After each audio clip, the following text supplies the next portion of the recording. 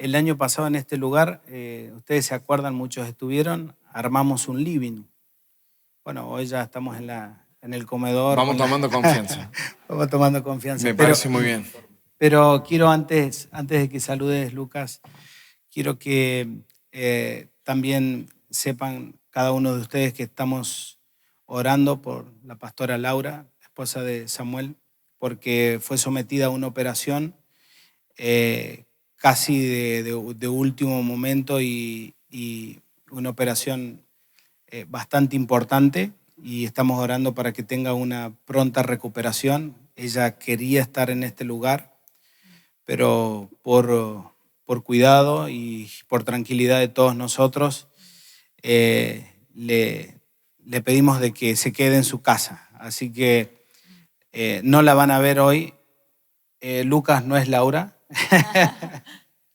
pero sí amamos y somos cuerpo, y sabemos que todos podemos responder como cuerpo. Así que gracias, amigo, pastor querido. Dios te bendiga. Dale para adelante.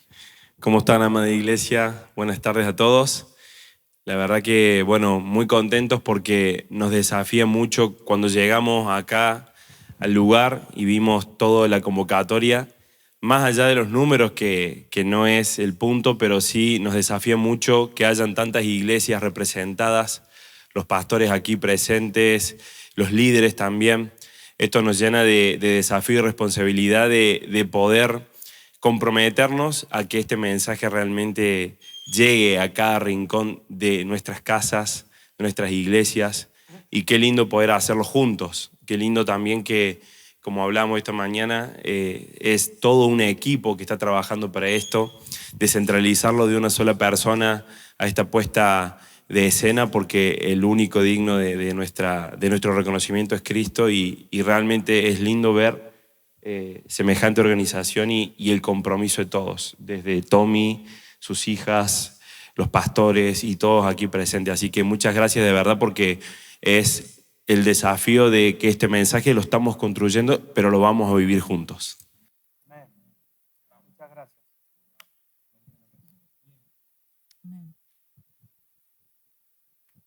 Amén. Bienvenidos a la mesa, dice el pastor Samuel. Bienvenidos. Y qué hermoso poder sentarnos a la mesa.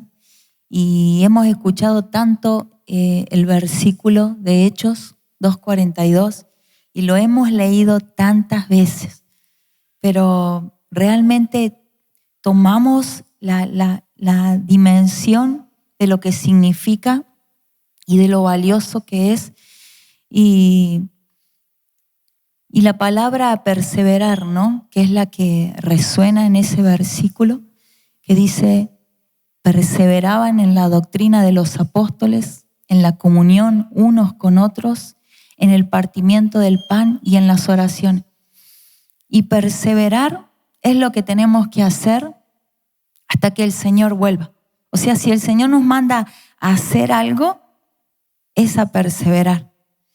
Entonces vemos 4 fundamentos en este versículo, de los cuales vivía la iglesia primitiva, pero también nos enseña que como iglesia de la actualidad tenemos que volver a esos fundamentos, volver a practicarlos, volver a perseverar en ellos, y entendiendo que no es un invento humano, ¿no?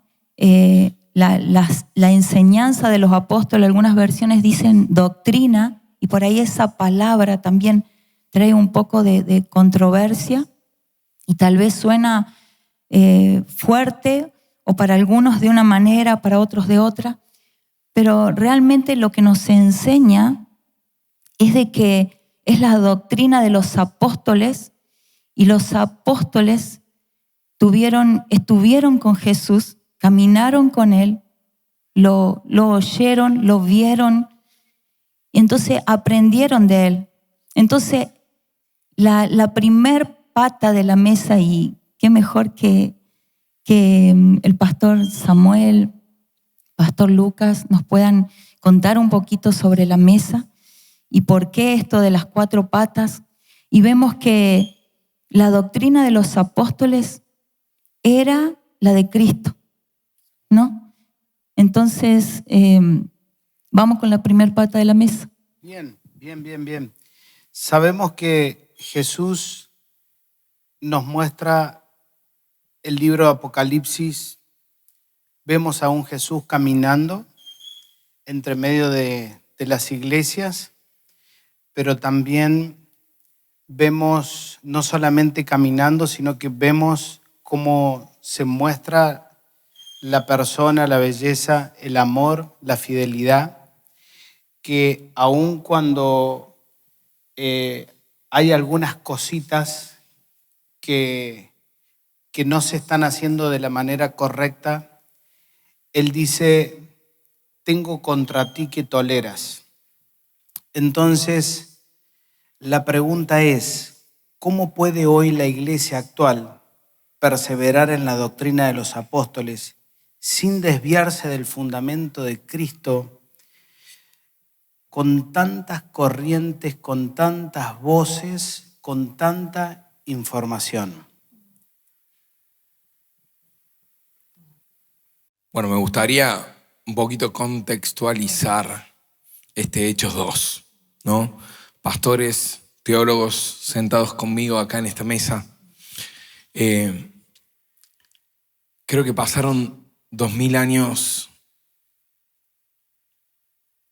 de cansarse de esperar a nuestra forma.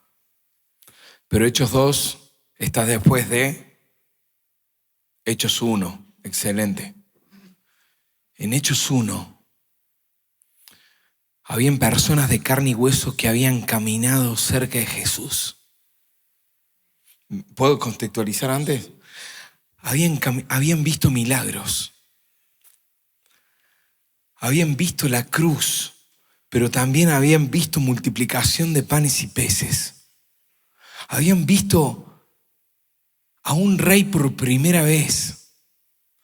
Un representante de otra vida, de otra cultura, viviendo cosas asombrosas. Ese mismo dijo, les conviene que me vaya porque les voy a enviar el Espíritu Santo. Y quiero ir rapidito, pero hoy volver a la expectativa de Hechos al principio, en donde se imaginan nosotros, vimos al Señor ascender hace unos días y de repente nos congregamos en este lugar llamado Aposento Alto porque hay una promesa y empezamos a hablar entre nosotros y sin micrófonos. Hay una promesa. ¿Qué te dijo? No, yo lo vi sanar. Salió Lázaro, estaba muerto y salió de la tumba. No, ¿vos estabas ahí? Sí, yo estaba. Quiero contagiarte la expectativa del momento. Y quiero llevarte a cómo intentar matar a la esposa, a la iglesia. Esa expectativa es a donde tenemos que volver. Esa iglesia encendida, donde el Espíritu Santo recién reposaba. Una iglesia completamente decidida a ir por todo el mundo, porque el mismo Pablo, y bien dijo el pastor recién, Pablo no estuvo en las intimidades, en las charlas íntimas. Pablo lo vio una vez, lo vio, no sé si decir lo vio porque se quedó ciego, ¿no? Pero de repente Saulo se cruzó una vez, pero hubo tanta revelación. Pero nosotros tenemos más historia de iglesia que revelación. Y lo digo con mucho respeto y no lo digo con enojo, sino quiero volver el foco a la revelación del pan, a la revelación del vino, a la revelación de Cristo entre nosotros. ¿Qué viste de él ayer? Ahí, seguro antes de venir, porque eso haría todo cristiano, estuviste en la intimidad con el Señor y te prendiste fuego ahí. Porque vos no sos de los que venís a encenderte a un lugar, sino que vos sos de aquellos que cultivan aceite en la intimidad. Estoy afirmando. Por lo tanto, estuviste prendida a fuego vos ahí, pastora, y de repente, en medio, el Señor abre tus ojos a una nueva realidad y venís y lo compartís a la mesa. ¿Vieron cuando tenemos diferentes conceptos? Concepto número 1, yo digo lo que Tommy dijo acá recién. En la TLA de Hechos 2:42 dice, y decidieron vivir como una gran familia. Nosotros enseñamos esto en nuestra iglesia local. Pero, ¿qué concepto de familia tenés? Creo que tenemos que empezar a unificar conceptos. Yo tuve una familia disfuncional, dice alguien por ahí. Tuve 2 papás y una mamá. A mí me crió mi abuela. Yo tuve solo una mamá. Yo tuve una familia ensamblada de esta manera. Yo no estoy hablando de que algo esté mal y que unifiquemos todo en 2 padres, papá, mamá y hijito, familia perfecta. No estoy hablando de eso. Pero, ¿a qué nos ha llamado el Señor? Y yo quiero sacar todo elemento que no sea Cristo. Recién vos hablabas en tu pregunta de aquellas cosas que nos dedicamos a separar del otro. Pero aquel que cree de las lenguas y de la profecía, ¿cómo lo toma? Pero volvamos al principio. Para mí el principio es esa roca, esa piedra angular. Ese que en Juan 6 se dijo pan de vida. Jesucristo. Él nos une.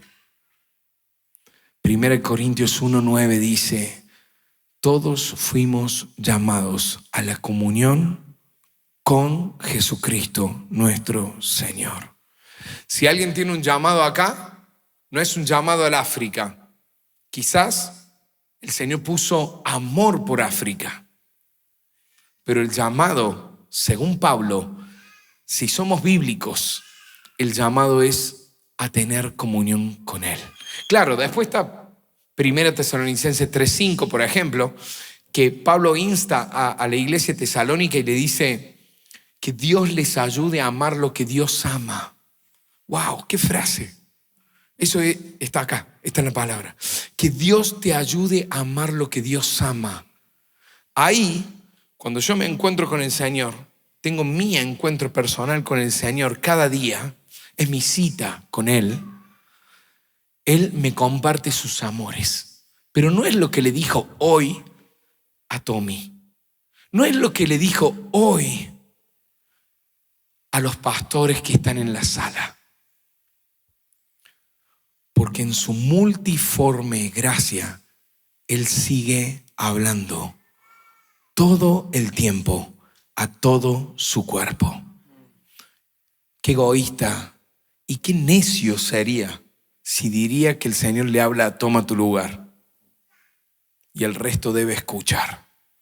Eso pasó con la Iglesia Católica, no me quiero extender, pero la Iglesia Católica ensalzamos a Constantino, por ejemplo. Si sabes un poquito de historia, solo un poquito de historia, Constantino fue el salvador de la Iglesia. Había mártires muriendo por las calles del Imperio Romano. Y viene Constantino y oficializa el cristianismo. Y hoy hay iglesias constantinas. Hay honra a un personaje que yo no digo que haya sido a propósito. No soy anti-Constantino. Pero no quiero volver a la iglesia de la Reforma, por ejemplo. Quiero volver a la iglesia de Hechos. Quiero ser bíblico. A eso me refiero yo. Yo no quiero volver a la iglesia de el avivamiento de Azusa, pero no quiero ofenderles. Quiero volver a la iglesia esta que caminó con Jesús. Qué bueno lo que vivieron los de Azusa. Fue increíble. El Espíritu Santo empezó a hablarse. Se volvió a hablar del Espíritu Santo por un movimiento tan ejemplar. Pero mi modelo es Cristo Jesús y nada más. Mi llamado es Cristo Jesús. Termino la frase de Constantino. Constantino sacó de la mesa, sacó de las casas lo santo y lo puso en un edificio. Yo no estoy enojado con el edificio. Yo pastoreo en uno. Pastoreamos en una iglesia, en un lugar que consideramos un santuario, un lugar de altar, pero no consideramos que esa sea la iglesia. La iglesia es Laura, mis 2 niños y yo en casa. Mi altar. Vos me hablabas de corrientes doctrinales, de líneas. ¿Qué líneas seguimos? ¿Cuál es la línea correcta? Yo creo que nos hemos dedicado a mirar lo que nos separaba y hemos dejado de mirar aquello que nos unía. No estoy diciendo que no pesemos lo que doctrinalmente no está escrito acá. No lo practiques. Pero si te pones a pensar, estamos practicando cosas que la Biblia no dice y hemos dejado de practicar cosas que la Biblia dice. Por eso volvemos nuestra mirada a la iglesia de Hechos y decimos, ¿cómo lo hacían? Y bien introdujiste, pastora. Primero, Hechos de los Apóstoles. Dice que se dedicaban continuamente. Una de las expresiones de Hechos 2:42.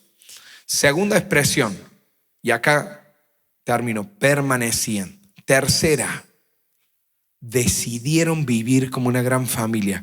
Y hay 6 en total. No me las acuerdo todas ahora en este foro, no las tengo anotadas. Pero son expresiones de darle continuidad a un comportamiento. Esto soy. Eso genera hábitos. El hábito de la oración, el hábito del partimiento del pan, el hábito de la comunión y el hábito, ¿cuál me falta? De la doctrina. Entonces, cuando hablamos de doctrina, hablamos cómo lo haría Jesús. Y acá tenemos un modelo. La profecía más firme que tenemos está escrita. Por eso yo vengo profetiza a decir que desde este púlpito, y yo te lo pregunté esta mañana y me voy a abusar de lo que te pregunté. ¿Tengo autoridad, pastor? Le pregunté, para poder decir ciertas cosas, y él me otorgó esa autoridad. Y con el respeto a todos los pastores que tienen mucha más experiencia, años, canas, no profeticemos lo que no está escrito. Hay demasiadas profecías escritas calladas y hay demasiadas profecías que no están escritas que están siendo habladas. Volvamos a la mesa, volvamos a esa expectativa del Espíritu Santo y dejemos que Constantino sea un buen hombre que dejó de matar cristianos, pero volvámonos de ese error de poner lo santo en un lugar sagrado. Traigamos lo santo a nuestras casas, santifiquemos las charlas con nuestras esposas, santifiquemos las charlas y los retos con nuestros hijos. Volvamos a la rectitud en casa. Lo que vivo en un púlpito, lo que predico en un púlpito, lo llevo a mi mesa. Por eso hay una mesa. Lo que vivo en el templo, lo llevo a mi casa. Si vivimos esa coherencia con Jesús como modelo, como Cristo en el centro, no vamos a errar. Y vamos a tener una iglesia más parecida a Cristo que a una línea ministerial. No coincido con líneas ministeriales que no tengan a Cristo en el centro. Él es el centro de la iglesia.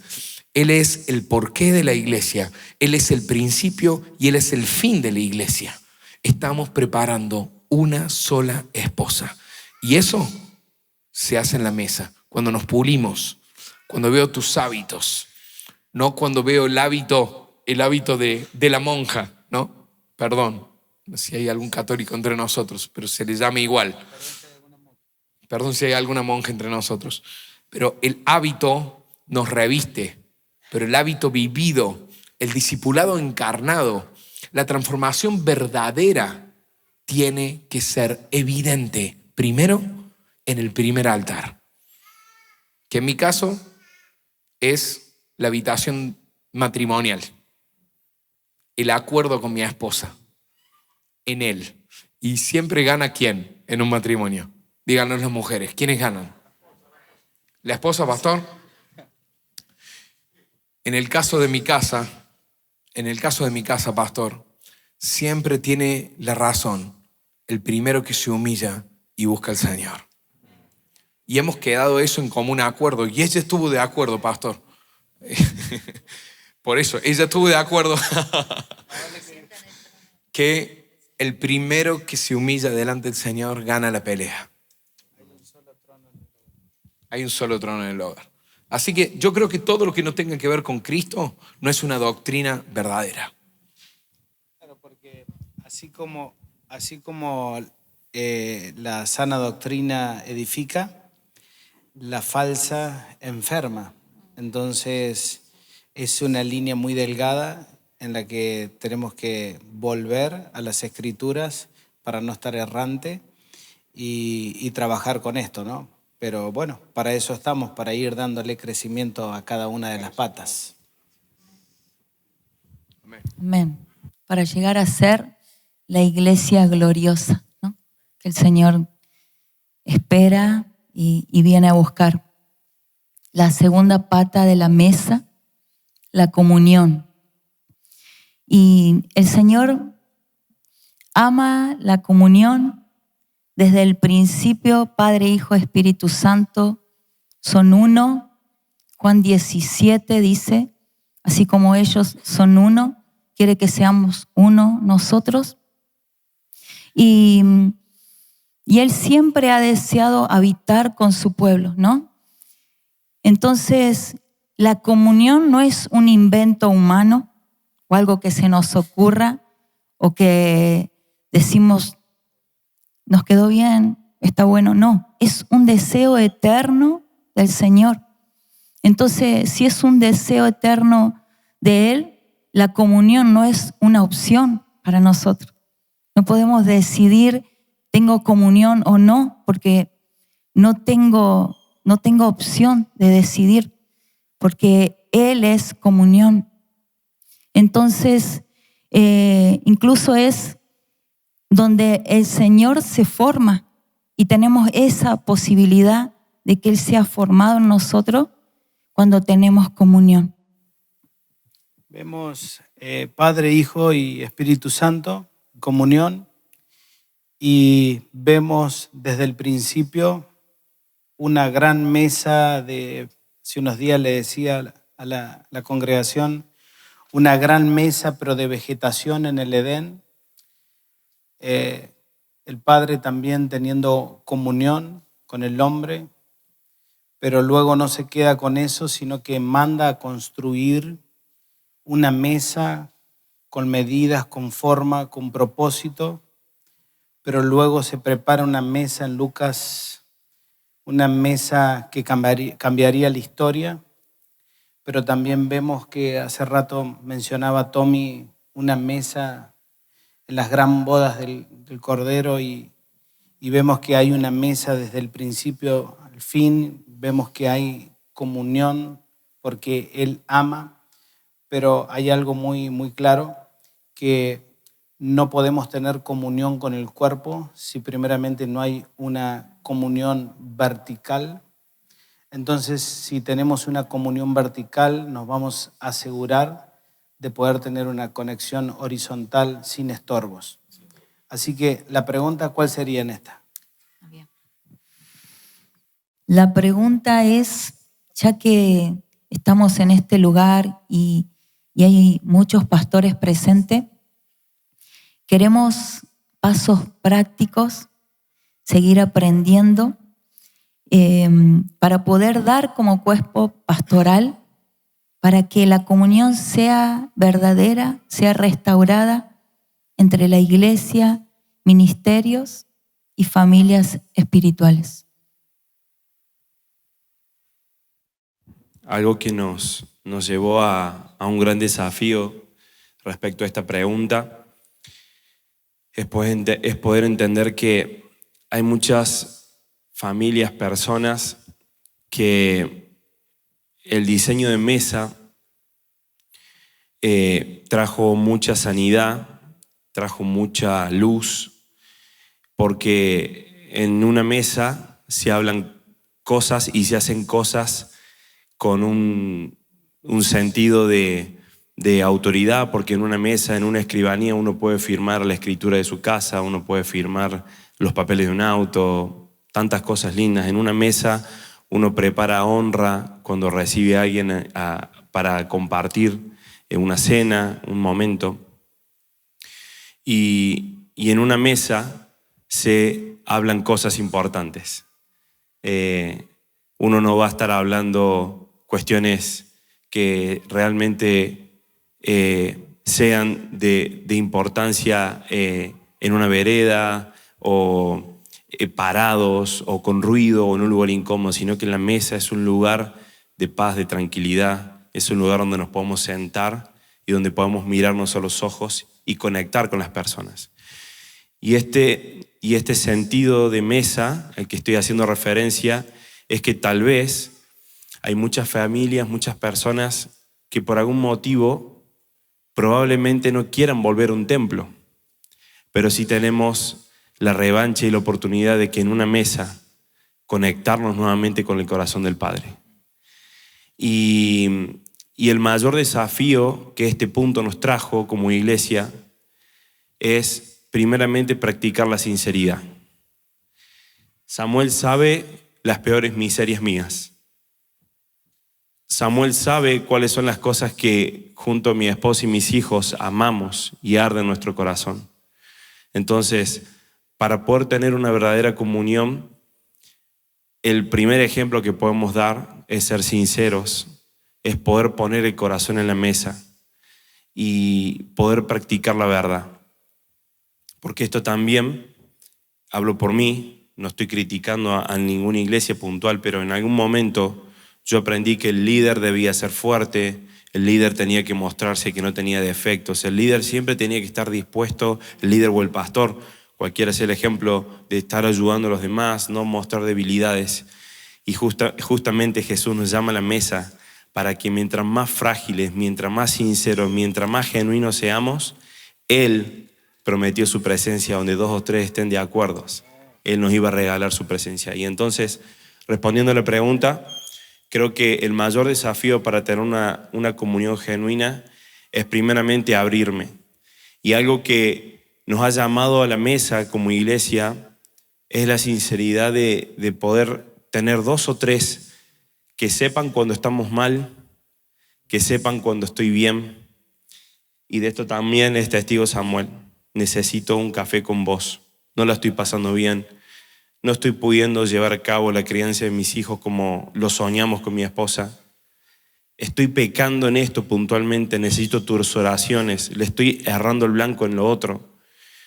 Y ahí es donde el sentido de mesa hace que sea un tiempo que empieza, pero no sabemos si tiene fin porque empezamos partiendo el pan, empezamos poniendo el corazón en la mesa y terminamos tal vez ministrándonos, intercediendo, velando y tantas cosas más. Pero creo que eso nos llena de un gran desafío que es, mientras más transparentes somos en la mesa, muchos más van a querer venir a compartir a la mesa con nosotros. No sé si...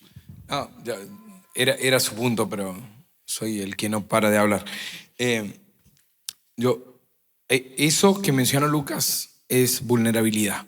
Hay que aprender en qué mesa ser vulnerable. ¿Sí? Por lo tanto, pastores, si vemos Hechos, dice que comían juntos. Hechos 5:42 dice que no dejaban de predicar el evangelio en los templos y de casa en casa, de hogar en hogar, dice otra versión. Algo práctico me preguntaste, nos preguntaste. Invítense a comer.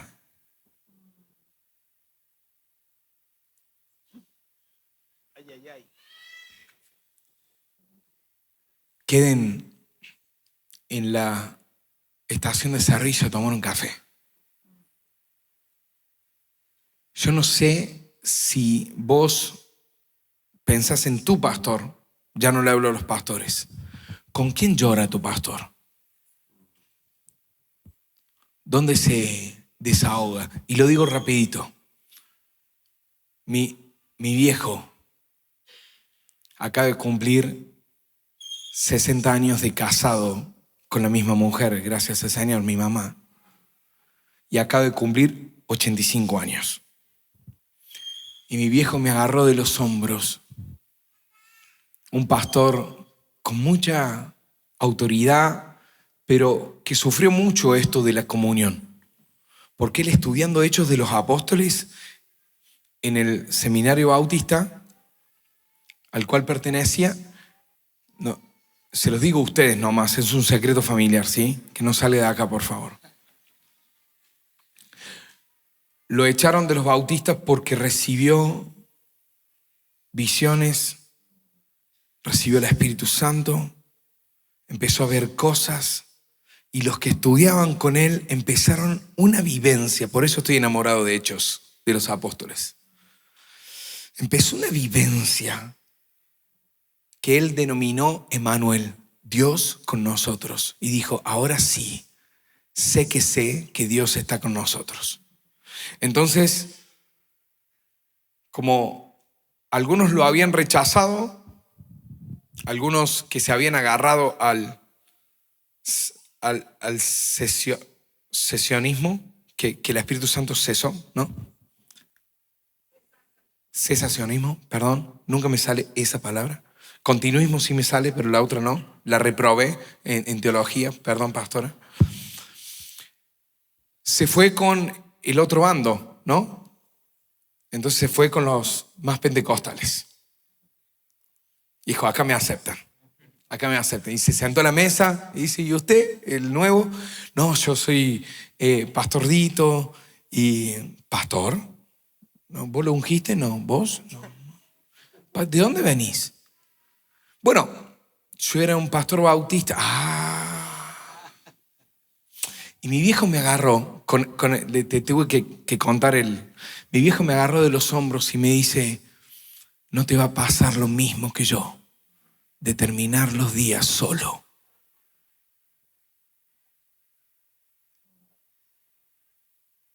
Y yo le prometí a mi viejito que no me iba a pasar lo mismo, porque él me decía, vos estás rodeado de gente, vos podés, Santiago 5 me repite él, vos podés confesar tus pecados, que es lo que decía Lucas, en la mesa correcta. Se pueden lavar los pies los unos a otros después de guerras, de caminos. Y yo voy a dar mi vida para no terminar solo. Yo sé que me extendí.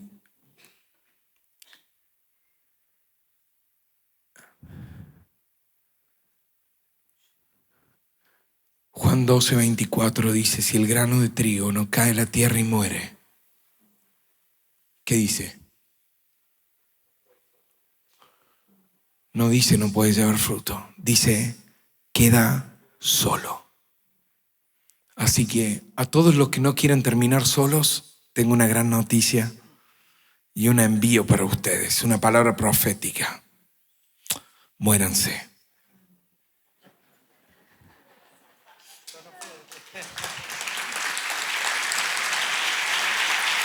Algo más en cuanto a la comunión. La comunión no empieza en el cuerpo de Cristo. La comunión empezó en hagamos al hombre a nuestra imagen. En realidad siempre fue comunión. Antes de la creación ya había comunión. A eso el Señor llama comunión. Hagamos a nuestra imagen. Ya había comunión en Génesis 1. Hay una palabra que amo, que aprendí con mis amigos, que es pericoresis. Pericoresis, según los teólogos, es la unión entre el Padre, el Hijo y el Espíritu Santo danzando perfectamente. Y voy a dar, acá tengo toda una clase escatológica teológica de pericoresis que no la voy a leer. Pero ¿vieron cuando Jesús dijo, no los dejaré huérfanos? Él no era el Padre. Y en realidad estaba hablando de la promesa del Espíritu Santo. Pero dice, no los dejaré huérfanos. Tanto el Espíritu Santo como Cristo ofician con una característica del Padre su trabajo en la tierra. Eso es asombroso. No los voy a dejar huérfanos. Jesús nunca dijo, llamadme Padre. No, Yo soy tu Padre. Eso sale en otra peli. No es Biblia. Y el Espíritu Santo jamás dijo, llamadme Padre, tampoco. Pero Jesús usa esas palabras. Hay una comunión tan perfecta que yo la quiero lograr con ustedes. Yo la quiero lograr con ustedes. Pero tal vez no logre sentarme semanalmente a la mesa con todos ustedes.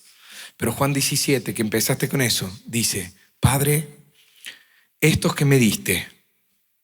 Y me imagino la cara de Jesús, ¿no? Porque la palabra escrita es fiel, es verdadera, es exacta, pero nuestras expresiones son inexactas. Imagínense que Él representa todo el equipo ministerial, ¿no? No sé si está Kevin allá, que forma parte. Bueno, ahí. No sé si Diego se fue. Pero imagínense las expresiones de Jesús. Padre, estos que me diste. Otra opción. Padres, estos que me diste. Padres, estos que me diste. ¿Con cuál opción te quedas? ¿Cuál representa a Cristo? Yo creo que la tercera representa a Cristo, aunque no lo ilustre de esa manera la palabra. Una conversación trinitaria escrita por Juan. Increíble, o sea, yo quiero ser Juan, que contempla una conversación de dos seres eternos, de Jesús. Eso es comunión. Padre, estos que me diste son tuyos. Fíjense esa interdependencia y algo usamos nosotros en la comunión y cierro con eso. La palabra, la frase, tu bien a mi costo. Y eso lo estamos practicando y eso duele. Pero el establecer esta mesa duele. Porque deja de ser un evangelio humanista donde la estrella está al medio y se empieza a escuchar, se apagan las luces que están sobre el hombre. Solo tú mereces brillar. Cristo sigue siendo el centro de nuestra escena, incluso en la comunión. Comunión no es la charlita cuando salgas de acá. Comunión no es el asadito pero sin Cristo al medio, hablando de Boca y de River mañana. Eso es fraternidad. Eso es disfrutarnos. Comunión es cuando Cristo está al medio. Amén. Gracias, pastor. Una sola cosa práctica de 1 minuto es que los hogares son tiempos para abrir la Biblia así y no simplemente leer la Biblia, sino dejar que la Biblia nos lea. En Apocalipsis 21, versículo 3, dice: oí una gran voz del cielo que decía, he aquí el tabernáculo de Dios con los hombres, y Él morará con ellos. Dejemos que en nuestras casas, en los hogares, cuando nos juntemos, podamos compartir los sentires que tenemos, porque Dios está justamente con nosotros. Y algo práctico es hacer un espacio en la mesa para abrir las Escrituras y leer, y que nos lea la Biblia. Eso creo que es clave. Gracias, Tommy. Vamos con la tercer pata, partimiento del pan. Amén. La gran comisión, una tarea preciosa que nos comisionaron y que a veces creemos que es para unos pocos, para los que tienen el llamado evangelístico, y decimos, bueno, pero eso a mí no me corresponde. Entonces vemos que la gran comisión no es simplemente un mandato para unos pocos, sino que hemos sido comisionados por medio de esa misión que el Señor nos entregó, nos delegó. Es como cuando uno espera de Córdoba o de Río Cuarto, que siempre estamos contratando. El comisionista es la comisión, es la gran comisión. Entonces, ¿qué significa hoy estar sentado en la mesa y cómo puedo transformar nuestra manera de servir y de amar? De servir y amar por medio del partimiento del pan. Bueno, de vuelta. Creo que todo lo que se vive y se exterioriza es un modo de marketing. Y hay muchas misiones. La iglesia tiene muchas misiones, pero hay unas que es comisión, que necesitamos del otro. Vos quizás tenés una misión como maestro, o tenés una misión como pastor, o como apóstol. Hay una misión específica para tu vida. Hay algo que Dios te está pidiendo a vos. Pero lo que nos une a todos, la gran comisión. Por ejemplo, en Lucas 24:35 dice, y ellos contaban sus experiencias en el camino. Fíjense, contaban sus experiencias en el camino. Tommy recién decía, abran la palabra, háganse preguntas. ¿Y cuál va a ser la gran comisión de eso? No sabes lo que descubrimos. Lucas, estábamos con Tommy el otro día y descubrimos que si el grano cae a la tierra, ¿cómo termina, Lucas? No da fruto, no. Dice, y se muere. Mirá, no. ¿Qué hice? Contagié a Lucas de una revelación que estuvimos masticando juntos. Suena raro. Que estuvimos saboreando de la palabra juntos con un hermano. Que esa revelación vuelva a la mesa. ¿Se imaginan pastores que están acá? Gente no solo hambrienta, gente trayendo comida a la casa. ¿Se imaginan el banquete que sería? Gente sana, no la tenés que vendar, porque se sanó por la palabra. Se confesaron los pecados, pero perdón, dentro de la gran comisión tenemos que darle al Espíritu Santo la llave de la iglesia. Tenemos que dejar que, no, si se juntan van a hablar mal del pastor o van a hablar mal del líder o van a hablar mal de... No, si hay alguien que se junta de la iglesia, se tiene que juntar con una autoridad de la iglesia. Estamos practicando el contrario. Júntense, por sus frutos serán conocidos. Júntense. Y de repente yo escuché recién por alguien que tiene casi 20 años menos que yo, escuché una clase magistral de lo que yo doy en casa, en la iglesia. Y Tommy, gracias. Porque decidiste lo que comiste en otro lado, el Señor lo multiplicó. Eso dice Eclesiastes, echa tu pan sobre las aguas. Y aún después de muchos días, lo recogerás. ¿Qué coherencia tiene eso si no es deja que en el río de Dios sea esparcido Cristo y su noticia? Que vamos a recoger por otro lado. Pero esto es algo, el dar es amor, el querer es egoísmo. No es que quiero que el pastor me le ore al chico. ¿Lo escucharon, pastores, alguna vez? Óremele al chico. Muy cordobés eso, ¿sí? ¿No? Óremele al chico porque está con fiebre. Ore usted, madre, ore usted. Usted tiene acceso a la presencia de... Yo también como pastor quiero orar por los enfermos. Claro que sí, ¿cómo no? Pero no tercericemos al Espíritu Santo. Démosle al Espíritu Santo que Él corra por nuestras iglesias, por nuestras calles. Eso es gran comisión, que el mensaje corra. Se sanaron 12,000 en Villa Mercedes.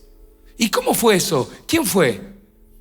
¿Fue el pastor tal? No, no sabemos.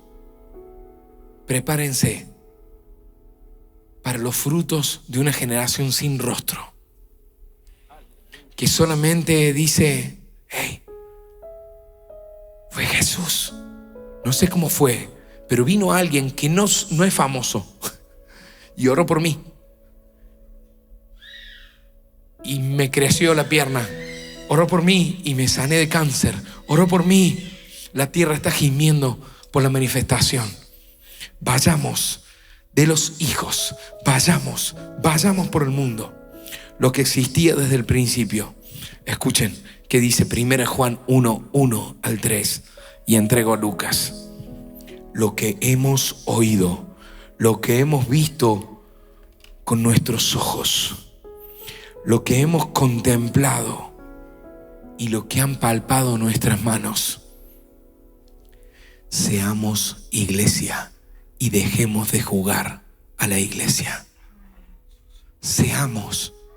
Y eso se es, no cuando te den el micrófono, sino cuando vuelvas hoy a tu casa, en tu mesa, con la abuela, con el primo que está lejos del Señor. Decirle al Señor que te parta a vos. Cuando uno se parte, esa es la expresión de esta parte de Gran Comisión. Hay revelación de Cristo. ¿El último? No, ya dije que era el último. Lo de Maús, decilo vos. Pero lo predicaste, Tommy. Cuando el pan es partido, Cristo es manifestado. Hay revelación de Él. Es maravilloso. Le paso el micrófono porque si no, no voy a dejar. Pero el pan es partido y los ojos son abiertos. Perdón. Ok. Cuando nos sentamos a la mesa, haciendo referencia al partimiento del pan, Gran Comisión y esto que estamos hablando, realmente es transformado nuestra manera de amar y de servir. Y la mejor manera de poder partirnos es primeramente sabiendo quién soy yo, como decía recién el pastor, teniendo comunión con el Padre, yo puedo tener un acceso o puedo tener una influencia horizontal. Pero la mejor manera de partirnos es primeramente sabiendo quién soy yo y también sabiendo el valor que tiene mi hermano. Porque yo no me podría partir de una manera correcta si en mi corazón hay celo hacia Tommy, si yo quiero predicar o hablar como Samuel. Por más que intente y me esfuerce, él tiene una esencia única y él tiene una gracia única. Y querer imitar eso opaca mi originalidad.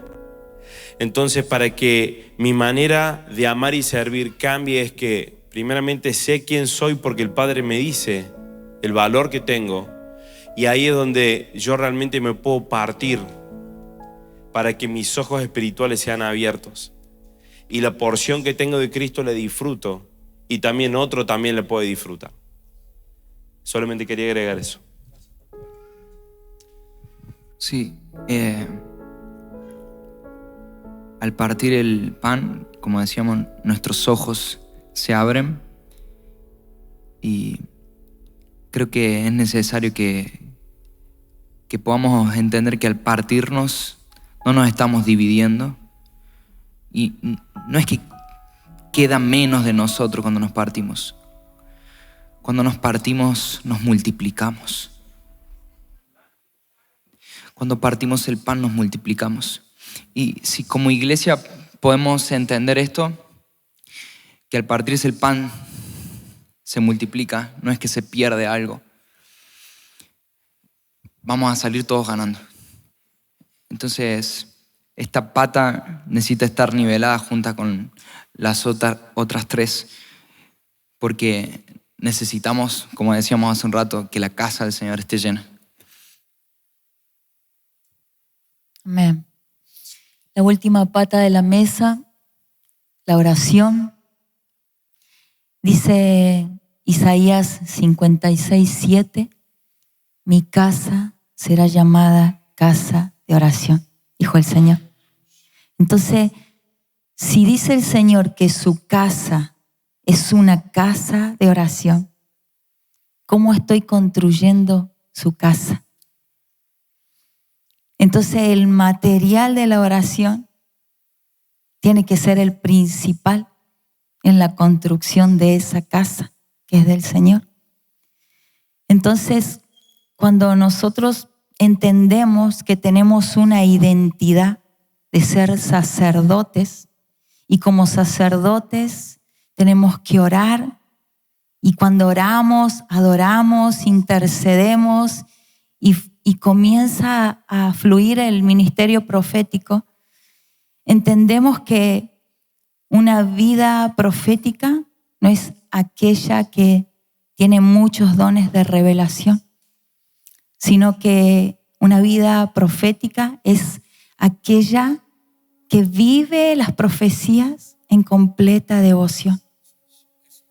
Entonces, entendiendo eso, entendiendo nuestra identidad, debemos preguntarnos cómo estoy construyendo su casa, ese lugar de reposo. Y Tommy pasa mucho tiempo en casa de oración. Entonces quiero preguntarte, ¿cómo puede la iglesia de la ciudad, de nuestra ciudad, de tu provincia, volver a ser una casa de oración?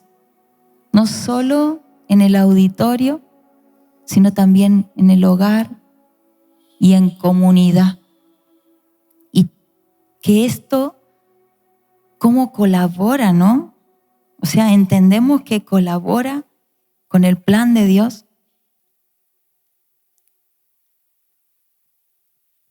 Amén. Isaías 56:7 dice: y yo los llevaré a mi santo monte y los recrearé en mi casa de oración. Sus holocaustos y sus sacrificios serán aceptos sobre mi altar, porque mi casa será llamada casa de oración para todos los pueblos. Y en 1 de Tesalonicenses 5:17 dice: orad sin cesar. Y sabemos que Dios quiere restaurar el tabernáculo de David. Hablábamos con Samu de que el Señor no quiere restaurar el tabernáculo de Moisés o otro tabernáculo, sino que quiere restaurar el de David. Y David fue un hombre que tuvo un corazón conforme al de Dios. Y muchas veces decimos, David tenía un corazón conforme al de Dios porque cantaba. Y claro, los que no cantan se quedaban afuera de esa revelación hermosa que tenía la iglesia. Otros decíamos porque David tuvo la capacidad de ofrecer sacrificios siendo rey. Y podemos hablar de muchas cosas, de por qué. Pero una de las cosas que nos gusta resaltar en nuestra casa es de que el Señor quiere restaurar ese tabernáculo porque había adoración e intercesión continua. Cuando nuestra vida se convierte en oración, o sea, porque no se trata de algo que hacemos, sino de que somos. Este clamor de ven Jesús, que hablamos hace un rato, tiene que permanecer en nosotros y ser una realidad, movernos en base a esto. Y cuando la adoración e intercesión se vuelve parte de nuestras mesas, de nuestras congregaciones locales, ahí entendemos que ya no necesitamos simplemente ministrarnos entre nosotros y ministrar a las personas.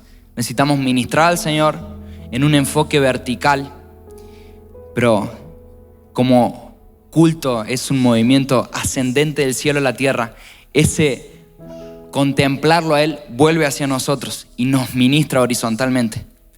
Y es como que nosotros hemos empezado desde abajo. Vamos acá y después subimos, y la realidad es que necesitamos contemplarlo a Él para que Él ministre a su pueblo.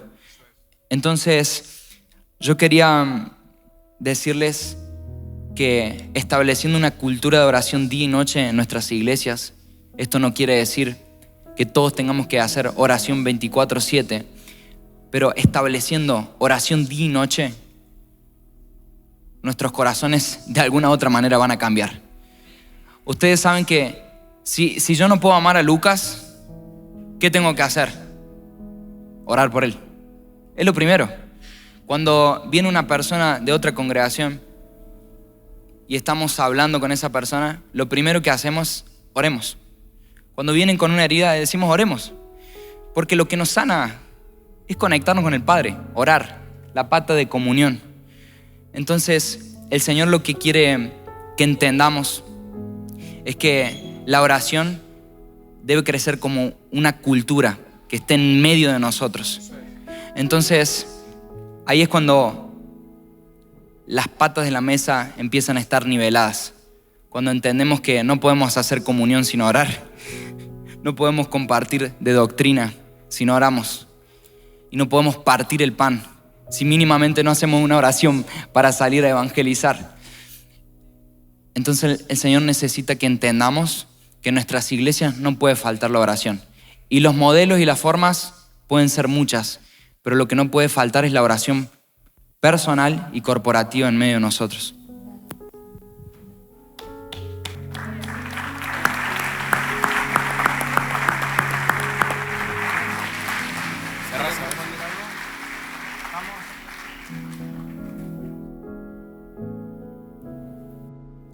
Somos una iglesia que ora. Y si no, somos una iglesia desconectada. Simplemente el celo del Señor. Mi casa será llamada casa de oración para todas las naciones. Que la casa que representas, ya sea, no te hablo desde tu autoridad, ya sea que seas un pastor o una persona que asiste. Llévate el celo. Su casa va a ser llamada casa de oración. Así que yo quiero que Jesús viva en un lugar donde se le honre. Entonces voy a transformar una casa de oración, mi iglesia. Y no hay iglesia, eso quería decir. No hay iglesia sin casa de oración. Y no hay casa de oración sin iglesia. No creo en las casas de oraciones huérfanas de iglesia. El Señor viene por su iglesia. Eso es Biblia también. No hay casa de oración sin iglesia. Y no debería haber iglesia sin casa de oración. Amén.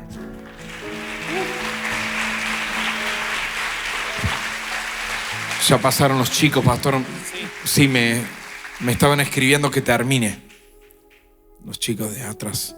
Nos hemos pasado un poquito, 30 minutos. 31, dice. 31 nada más. Pero quería agregar, por último, durante años, al menos a nosotros nos pasó de estar orando para que en nuestra congregación pueda llegar un profeta, o pueda llegar un maestro, o pueda llegar un evangelista,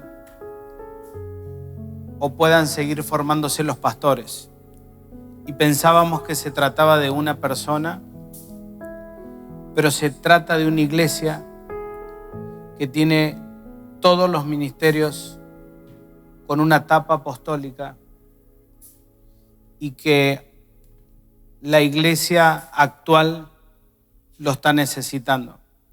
Así que no menospreciemos la iglesia primitiva, no menospreciemos Hechos 2:42. Qué lindo lo que dijo. ¿Lo entendiste? ¿Sí? Yo estaba medio distraído al principio, pero después lo entendí. Si ponemos en la mesa apóstoles, si nos aseguramos que cada pata esté a la altura correspondiente, nivelada, vamos a poder poner la copa del pacto y no se va a derramar nada. Pero si nos falta oración, la mesa se cae. Si nos falta comunión verdadera con Él y entre nosotros, la mesa se cae. Si no partimos el pan, la mesa se cae. ¿Qué me falta? Y si no tenemos verdadera comunión, la mesa se cae. Así que aquellos que están velando por lo apostolado, por lo apostólico, revisemos en nuestros lugares que todo esté al mismo nivel. Algunas iglesias, mesas ratonas. Otras iglesias, mesas súper altas. Mesas en donde el evangelio sea predicado.